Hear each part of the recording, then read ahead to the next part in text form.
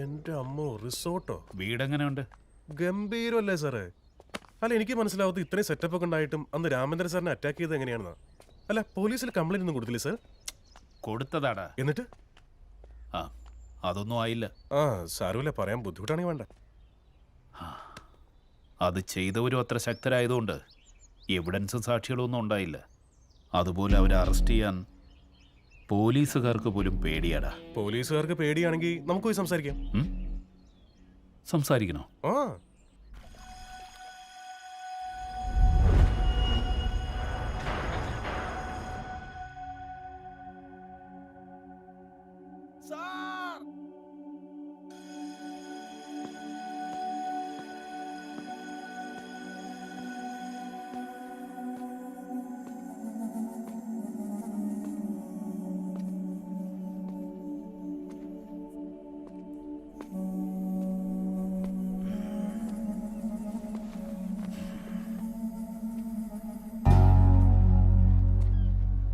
നിങ്ങളാരാ? എന്താ ഇത് പ്രവീണ, ടൂ മച്ച് അല്ലേ ഇത്? അദ്ദേഹത്തിന്റെ കമ്പനി ഷെയർ വേണം, അദ്ദേഹത്തിന്റെ ഡയറക്ടേഴ്സ് ബോർഡിൽ അംഗമാവണം, അദ്ദേഹത്തിന്റെ കസേര വേണം, എന്നാലും ആളെ മാത്രം അറിയില്ല അല്ലേ? The founder ARK. നിന്നെ ആരാടാ കത്തിക്ക് വിട്ടത്?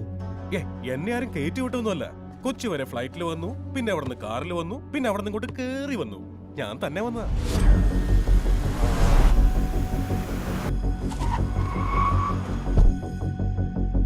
സർ പ്ലീസ്, അകത്തേക്ക് പോകാൻ പറ്റില്ല സർ. ഒന്ന് പോടാ.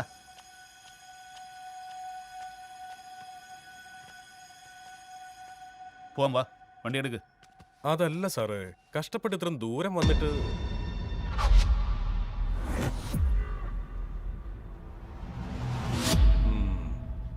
Same feeling. ആ കൈയുടെ മുദ്ര ഏതവന്റെയാടാ?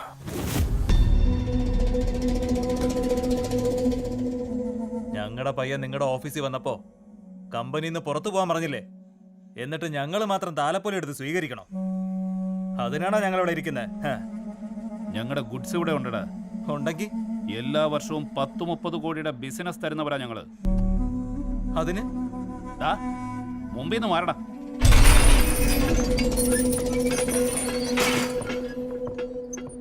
പറഞ്ഞാ നിനക്ക് മനസ്സിലാകില്ലടാ പരട്ട കിളവാ.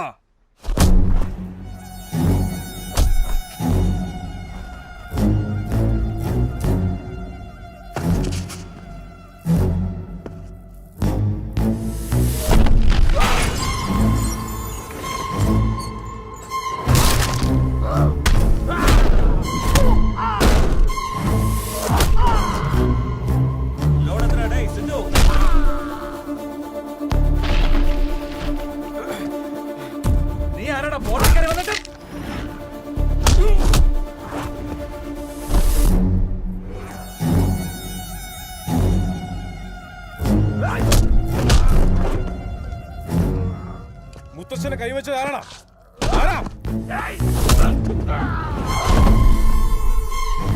മുത്തശ്ശനെ കൈവച്ചത് ആരാടാ? നീയാണോടാ കൈവച്ചത്? ഞാനിപ്പോൾ അവിടെ നിന്ന് വന്നത്. നീയാണോടാ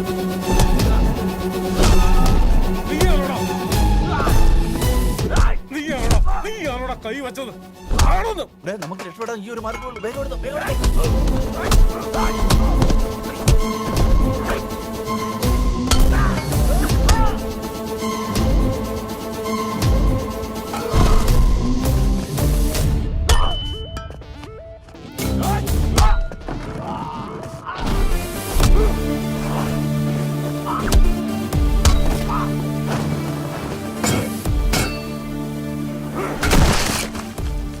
ചായ സാറിന് സ്പെഷ്യലായി ഉണ്ടാക്കിയതാ. ടവൽ ഐസിലിട്ടതാ, നല്ല തണുപ്പ് കിട്ടും. കൈവച്ചത് ആരാണെന്ന്? അയ്യോ മോനെ, വന്നപ്പോ ഇങ്ങനെ ആരാണെന്ന് ചോദിച്ചോണ്ടിരിക്കുവാണല്ലോ. അദ്ദേഹം എന്താ ഫയൽവാനാണോ? 10 പേര് ചേർന്ന് അല്ലാനായിട്ട് ഒരുത്തനൊന്ന് തള്ളി മോൻ അവനെ ചവിട്ടി കൂട്ടുകയും ചെയ്തു. കിടക്കണം നോക്കൂ സാർ.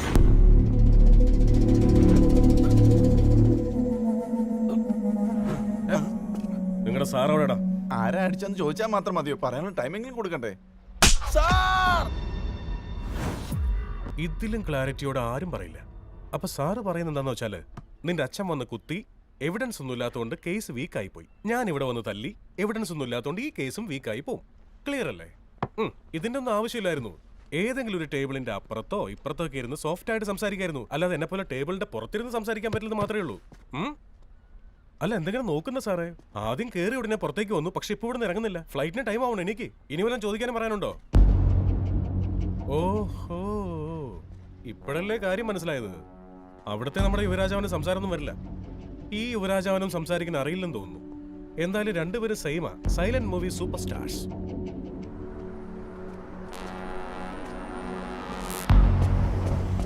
എന്റെ ശബരിമല അയ്യപ്പ, വെള്ളത്തിൽ കിടക്കുന്ന കപ്പല് കരയിലൂടെ വരുന്നോ? കാറാടാ അത്. ഓ, ഒന്ന് പൊലിപ്പിച്ചതാ സാറേ. പേരെന്താ എന്റെ? ആറോ? എന്താ സാറേ ഇത്? രാജ്മൗലിയുടെ സിനിമാ പേര് പോലെ ഉണ്ടല്ലോ. റോൾസ് റോയ്സടാ. എന്തൊരു കോൺട്രാസ്റ്റ് ഇത് എന്റെ പൊന്നു ഏട്ടാ. ഈ കാറിന്റെ ഒരു റേഞ്ചും ചേട്ടനും തമ്മിൽ യാതൊരുവിധ മാച്ചിങ്ങും ഇല്ല ഏട്ടാ. എന്നാലും ഒരു സെൽഫി എടുത്ത് കളയാം.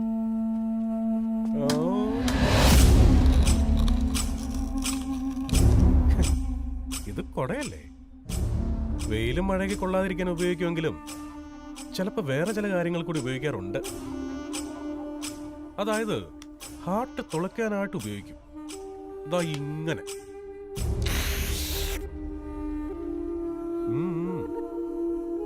നിങ്ങൾ ഇപ്പോഴാ കാറിൽ നിന്ന് ഇറങ്ങിയത്, ഞാൻ ഇപ്പോഴാ ക്യാരക്ടറിലേക്ക് കയറിയത്. നാണം വരുന്നുണ്ടോ? വീണ്ടും കാണാം. Nice meeting you. വാസാറെ, ഫ്ലൈറ്റ് ടൈമായി.